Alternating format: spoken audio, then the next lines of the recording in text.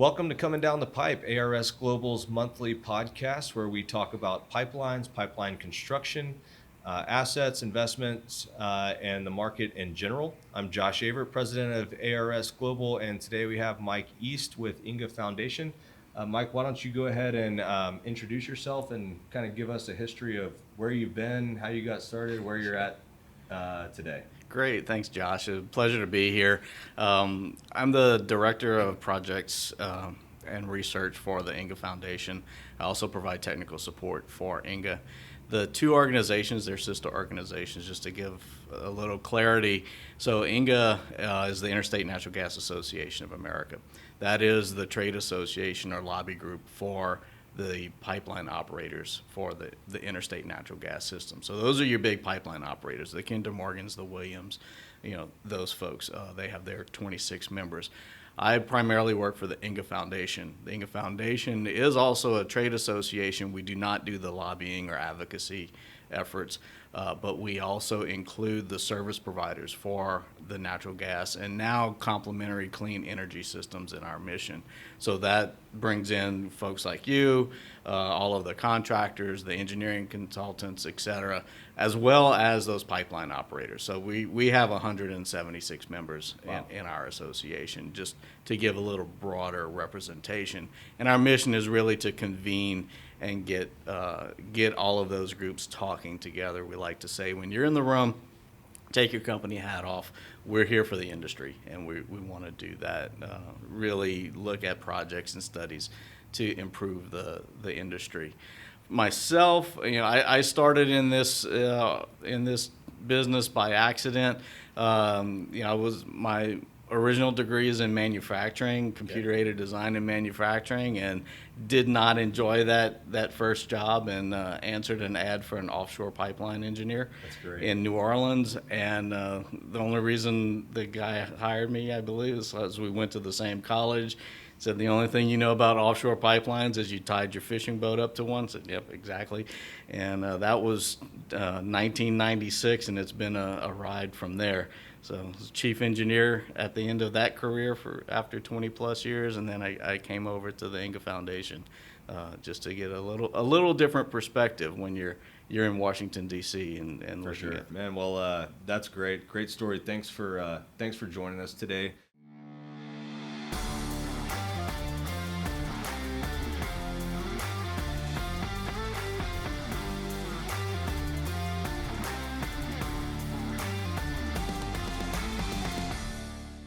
One of the main things that we want to talk about today is hydrogen. Yep. And where we see that going. It seems to be a fairly new topic for me personally and for the industry. On one of the previous podcasts that you did on the Pipeliners podcast, you had mentioned, this has always been something that we want to keep out of pipelines, and now we're trying to find a way to put it back into pipelines. So can you give our listeners and viewers kind of just a 100,000-foot view of why the shifting perspective on something that we wanted to keep out, but now we're trying to make this an energy source. Right. So there's been this push, and we go back to conversations on climate change, on environmental impacts, and carbon intensity, and getting greenhouse gases out of our atmosphere or reducing them. And hydrogen is one of those items that is seen as a means to do that. It can be a thermal fuel, like burning methane, natural gas, and producing heat like we do to generate power. And so, but it has no carbon emission whenever you do that. The only product that comes out of your stack is water.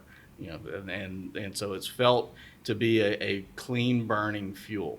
And so the big push has been, how can we decarbonize and get the carbon out of those traditionally fossil fuel industries? And this element is seen to be the reason, or the push of how to do it. It's the most abundant element in the atmosphere and in the universe.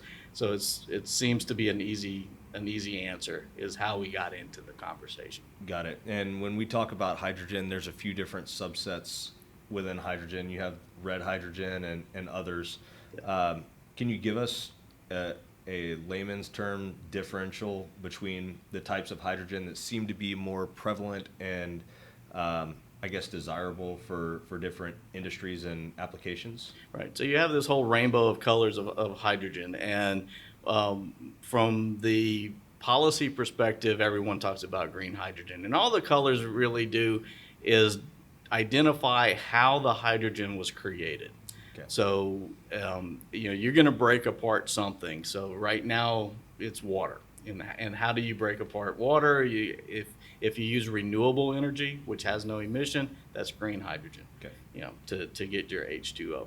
Mostly what we have today, as far as the United States, is either called blue or gray hydrogen. And that's using methane, which is, CH4 is the compound. So you have those 4 atoms of hydrogen that you can break apart. And how you break that apart is then the color that you get for that hydrogen. Got it. What do you feel like is coming down the pipe in terms of fuel diversification with hydrogen and other renewable sources?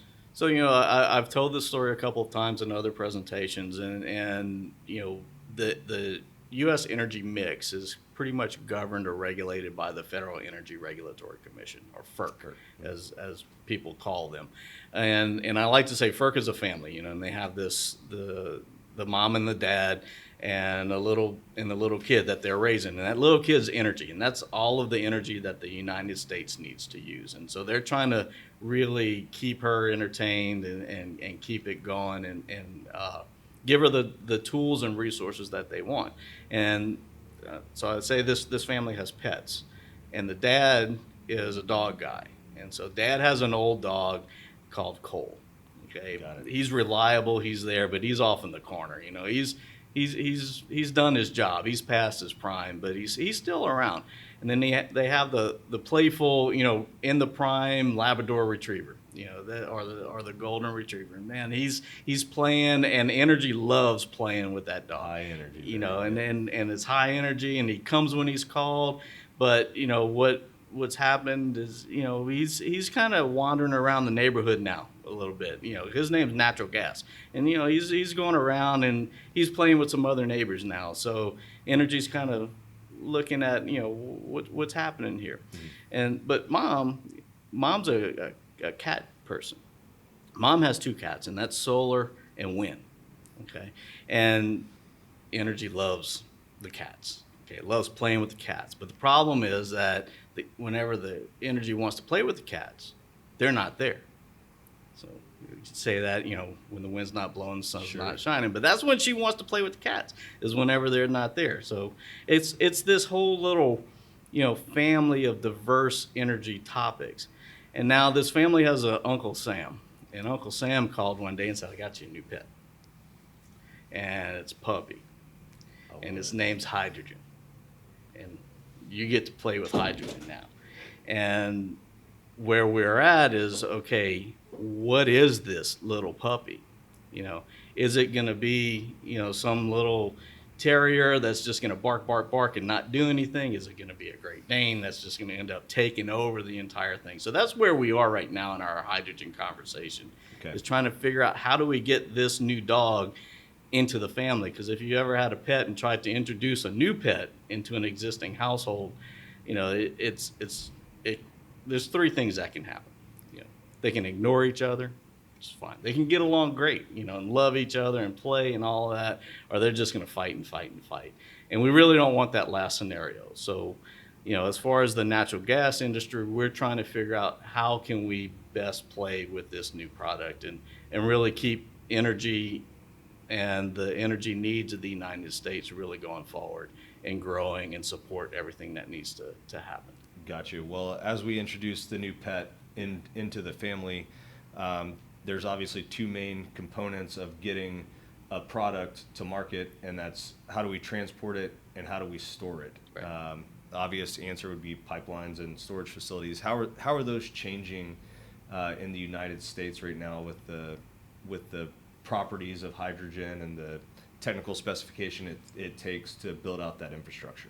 Right. So part of the study that the foundation did was to look at some of those issues, because that's exactly what we needed to figure out from a transmission side. There's been plenty of study on the distribution side, low pressure side of getting the product into people's homes or industries, et cetera.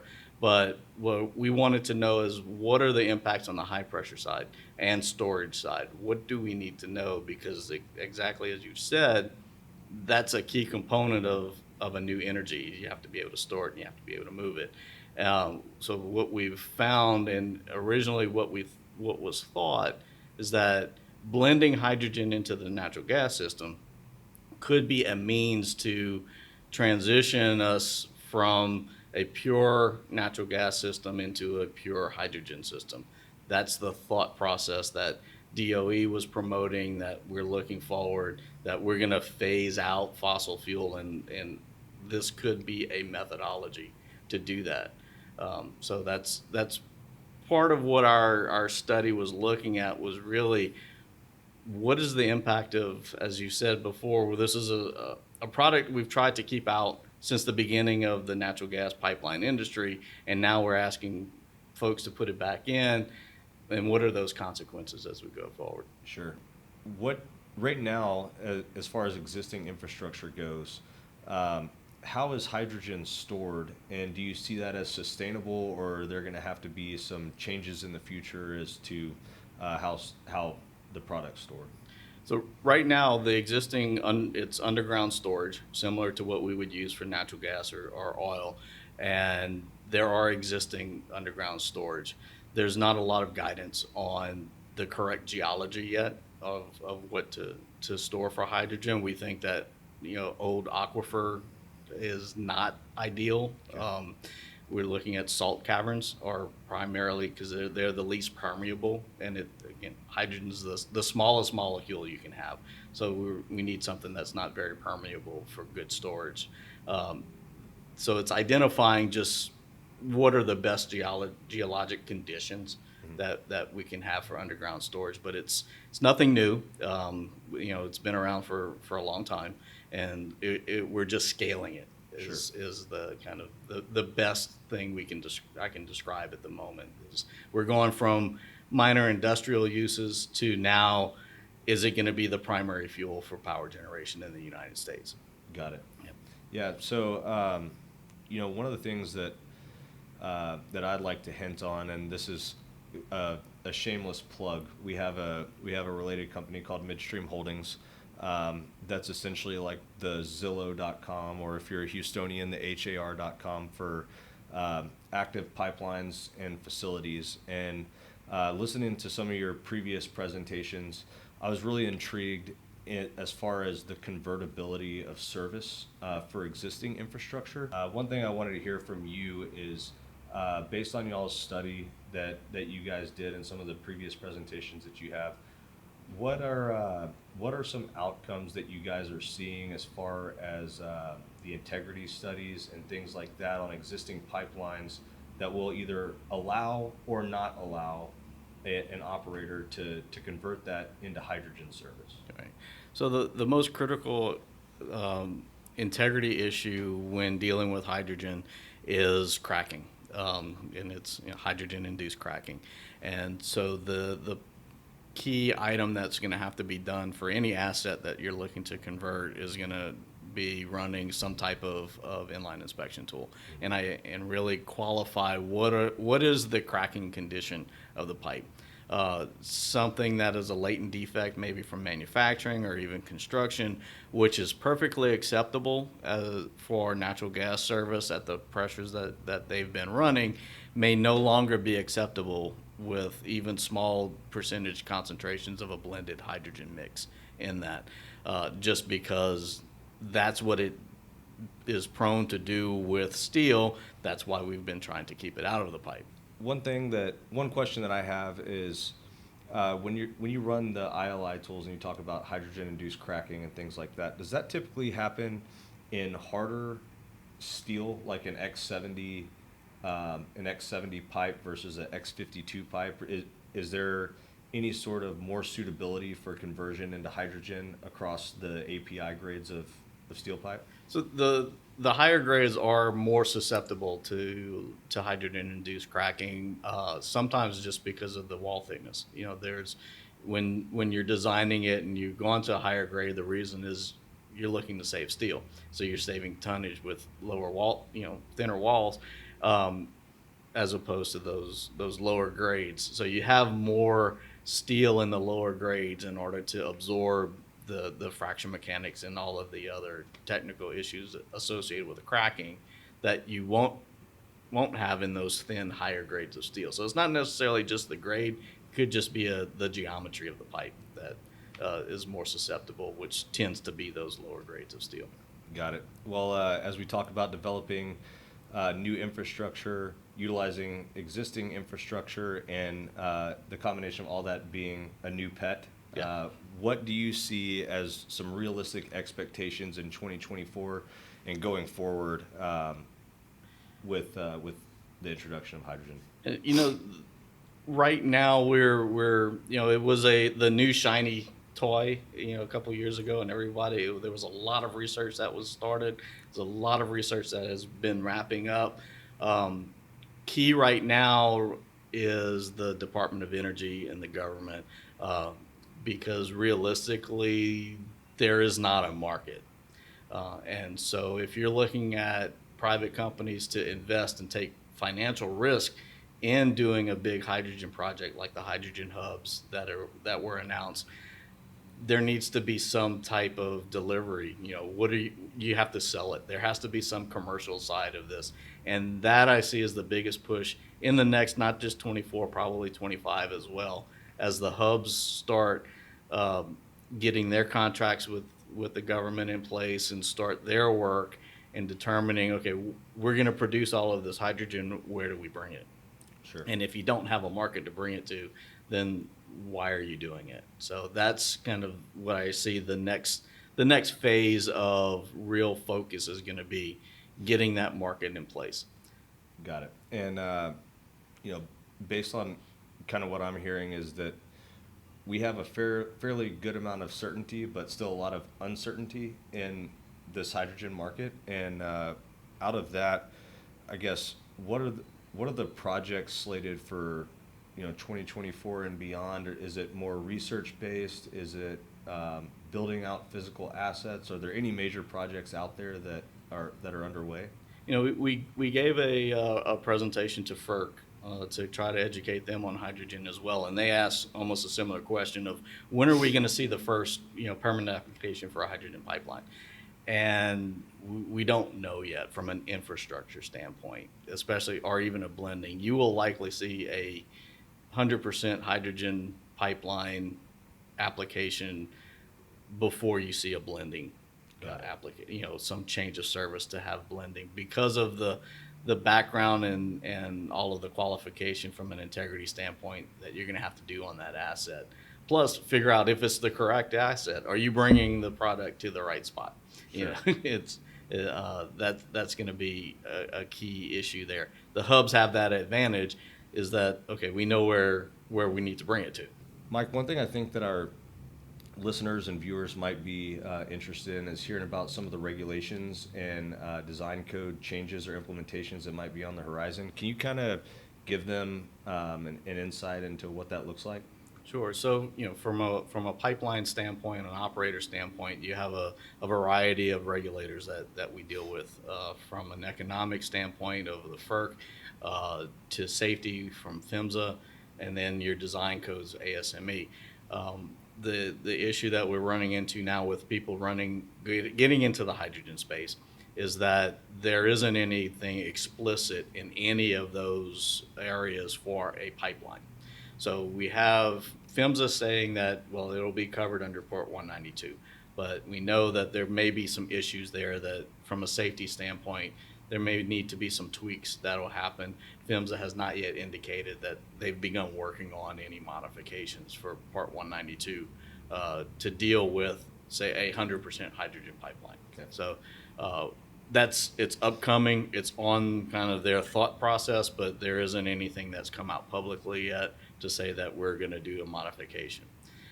From a design standpoint, The current document would be ASME B3112. That is hydrogen pipeline design. And the ASME has now initiated a task group to revise that document to look at long distance pipeline, so transmission style pipelines, because it's really written for piping, in service, in facility piping. And so they're taking a look right now. Hopefully we'll get a revision out in the near future that has a better understanding of long distance transmission pipelines and what we need to do for design there. When you say in the near future, is that 2024, They have an aggressive schedule. So we're looking at 2024. The last I understood that they're looking at having either an addendum or a revision to that document. Great. Well, Mike, thank you for joining us today, man. It's been very informative for not only me, but our viewers and listeners as well. Be sure to like, subscribe. You can subscribe on any major platforms that you get your podcasts on. We'll see you next month on our episode of Coming Down the Pipe. And Mike, thanks again, man. I really appreciate you joining us. Thanks for the invitation. It was a pleasure to be here.